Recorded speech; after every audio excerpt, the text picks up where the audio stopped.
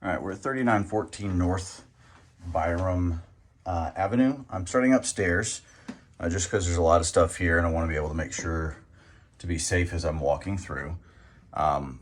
There's quite a lot of work. There's a good amount of trash in here and everything. There's some, you can see a hole here that goes through to the bottom. Open up the wall here for plumbing, etc. But this is actually a pretty good sized bathroom here. There are only 2 bedrooms up here. Both of them are decent sized, for sure. But a lot of stuff in here, right? So the trash out of this is definitely going to be significant. I see there is electric on in here, but I see window units. That's a space heater in there, so I don't. I'm going to guess that either because the electric's on, but yet there's a heater and window units, etc., that the furnace and or AC does not work, or at least doesn't work adequately. So a nice 2-bedroom, 1 bath up here. We'll go downstairs now so you can see. Really good size for those.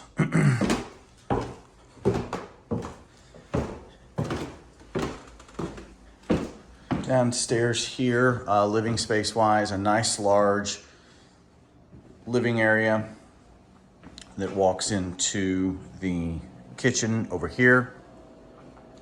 Kitchen's a full gut, rehab, etc. So this is something that I think you could turn this one, because of this area right here, you could wall this off and make this a 3rd bedroom really easily. So renting it out as a 3-bedroom. I don't know if it would go over well from a resale perspective if you're looking for a flip to make this as your 3rd bedroom, to be honest with you. But certainly as a rental, I think it's a really good opportunity.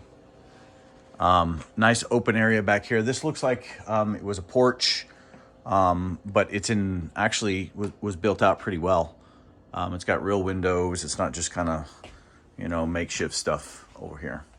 It's good sized ceilings too, so it's kind of hard to tell if this was an addition or a porch or something. So let's go on outside. But I do think that as a rental, turning this into a 3-1, I wanted to show you that space as well, because you put a bathroom back there, half or even a full, which is a complete possibility. Really, again, adds to the value for this one. So I think it's a really good opportunity here. So let's take a look at the exterior and the street. Again, definitely going to need a good amount of work here. But it's a nice street location, so we're north of 38th, which is great. We're within definite walking distance of Butler. So like that a lot, again, for a rental perspective. So you do have the mechanicals out here for heat and AC. It's just whether they function or not. My hunch is, based off of what I'm seeing, that they just don't work. The exterior here is a brick facade, so that's nice for maintenance, etc. Rather than siding, you could paint over this or power wash it or do some updates that way. Not too bad. Here's the porch coming off that back room there. Decent sized backyard.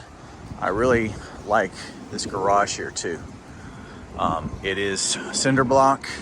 Yeah, there are cracks here in it, but these things usually are in pretty good shape, and both of these bays are enormous. In fact,